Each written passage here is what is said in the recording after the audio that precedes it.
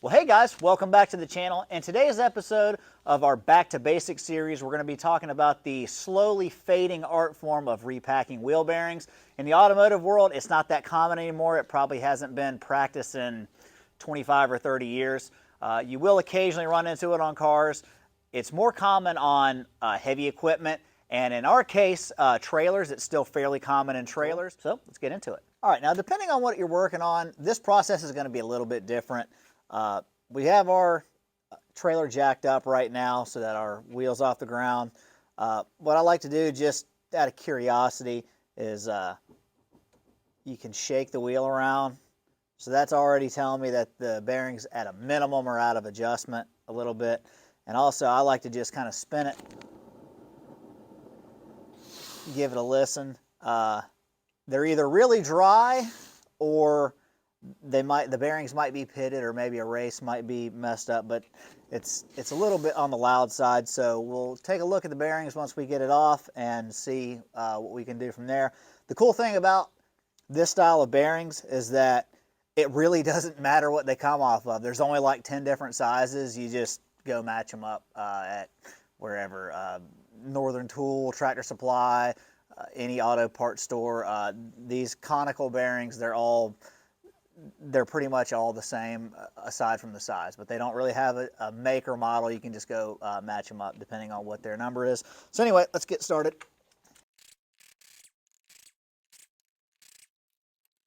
So our trailer has these kind of bearing saver, bearing buddy things that has a grease zerk fitting here on the end that lets you apply grease to it just from here. Ours was missing a cap for it. Pretty sure there's supposed to be a cap for it. But these things just press in, so you can kind of whack on them and get this thing out. So, all right, so this next part, it's going to depend on what you're working on. Trailers and like front spindled two-wheel drive cars are going to be this setup, where it's a cotter pin and a big nut behind it.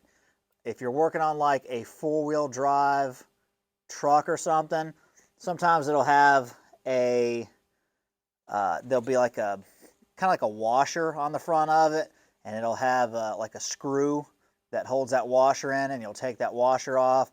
And then sometimes it'll have like another washer behind it that'll have flats that bend up around the outer jam nut, and you'll beat those flats back and get the outer jam nut off, and then you'll take that other washer off, and then you'll take the inner jam nut off. It really depends on what you're working on. Generally speaking, two-wheel drive cars and like trailers and stuff will be this setup with just a cotter pin. So we'll take this out.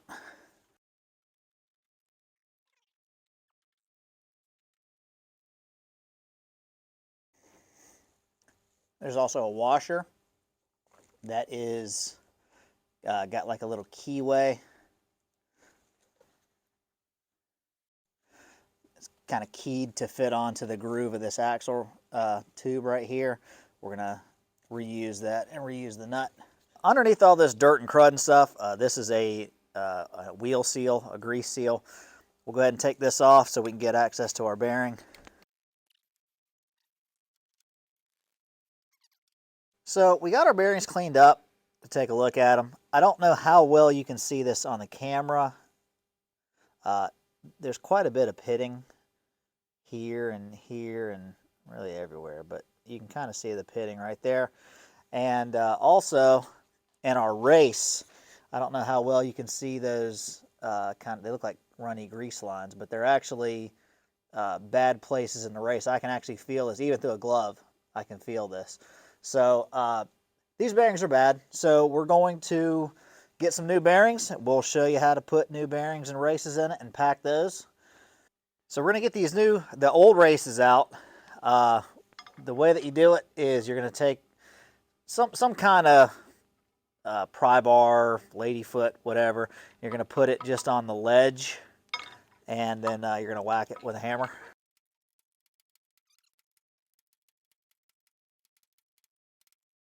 Flip your hub around, repeat the process with the other bearing race.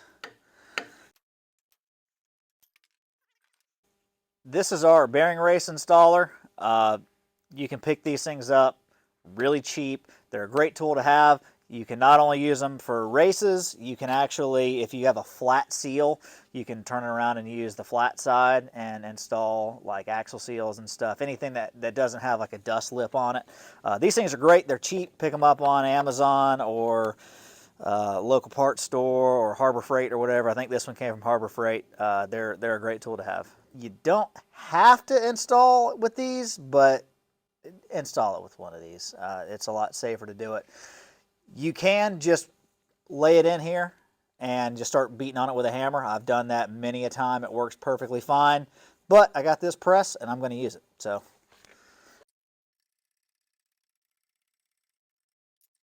same thing with our bigger race, our inner race. I didn't mention it before. These things, they'll only go in so far. So you just bottom them out.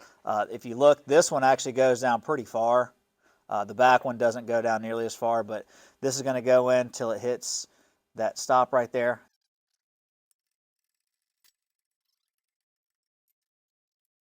There's a real art form to this.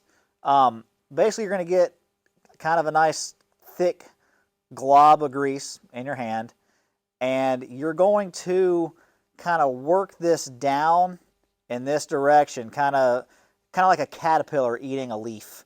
You're going to be working into it, and you'll see the grease will start to come up through this little ridge right here. And once it starts to come up through there, then you're good, and you'll rotate the bearing, and you'll keep chomping away at it. So it starts to get messy after a while. This is very thin as far as grease goes. This is like a marine grease. It's kind of thin, so it takes a while, but we'll show you what that looks like.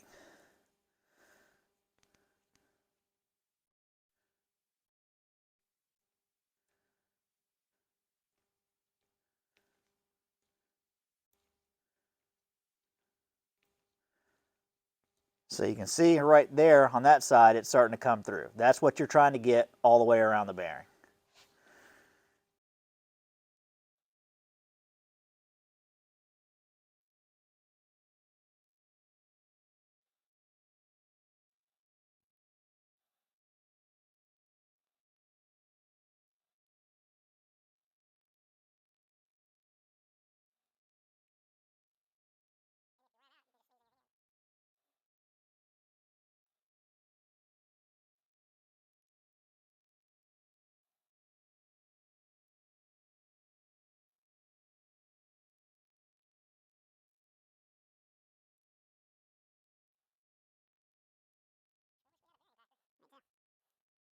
All right, so that's it.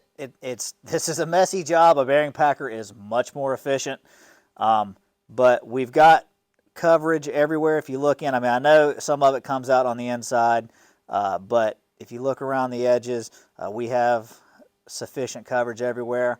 So that's that. We'll do this was the bigger one. We'll do the smaller one now.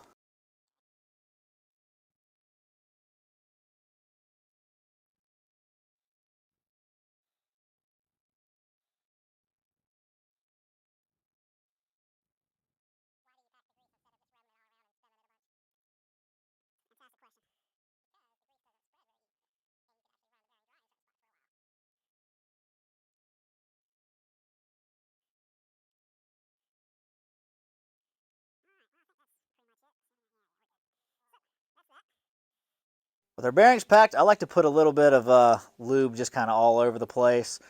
We'll set this bearing in. The bigger bearing is always going to be on the back. We'll set that in. We'll get our race ready to go back in, or not our race, our seal ready to go back in. And then we will use the flat side of our bearing race installer.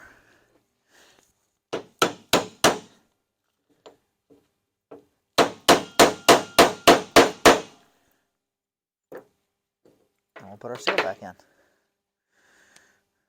This is where the grease seal is going to ride, so you want to make sure that as much crud and stuff is off of this as you can to try to keep that grease in there. So we'll just take a little Scotch-Brite pad to it. Doesn't have to be perfect, but just get it as clean as you can. Now we'll go ahead and Put our hub back on. Go in with our outer bearing.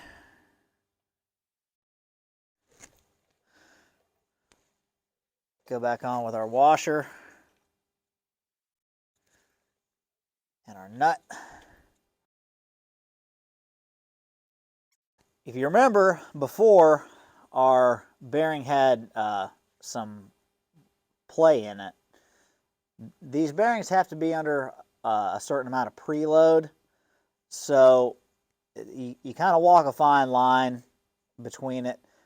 So right now it's basically as tight as I can get it with my fingers.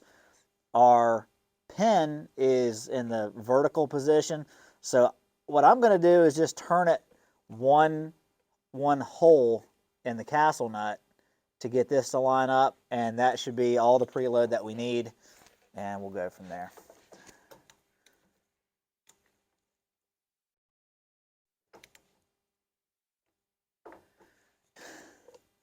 Check, see if our hole lines up. Our hole lines up.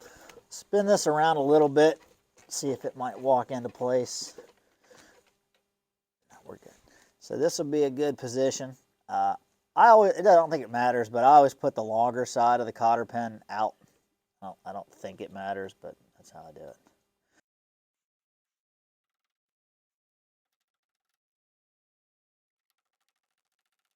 So now we'll go back on with our little bearing packer thingy. Ours has a Zerk fitting to put grease in from out here. If you just have a regular cap, it's a good idea to pack some grease into this thing before you put it back on. We're just going to put this on and put the grease fitting in, or put it into the grease fitting. And anyway, that's how that works.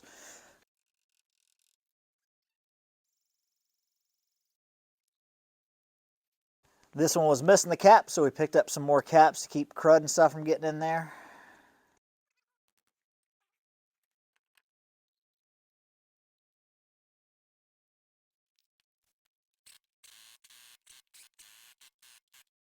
So you see now we don't have any up and down play.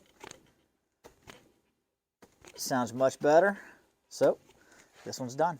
Well guys, that's going to wrap the video up for today. Packing wheel bearings is something that you're probably not going to use on a daily, weekly, or even monthly basis. Chances are if you do pack a lot of wheel bearings, you're not watching the channel right now and you probably have a bearing packing tool. But if not, we should have given you all the information you need to be able to do this on your own. Hopefully we earned a thumbs up from you. Let us know what you think down in the comment section. We have new videos for you every single week, so consider subscribing to the channel. And with all that being said, thanks for watching. We'll see you on the next one. Of course, I don't have a hammer.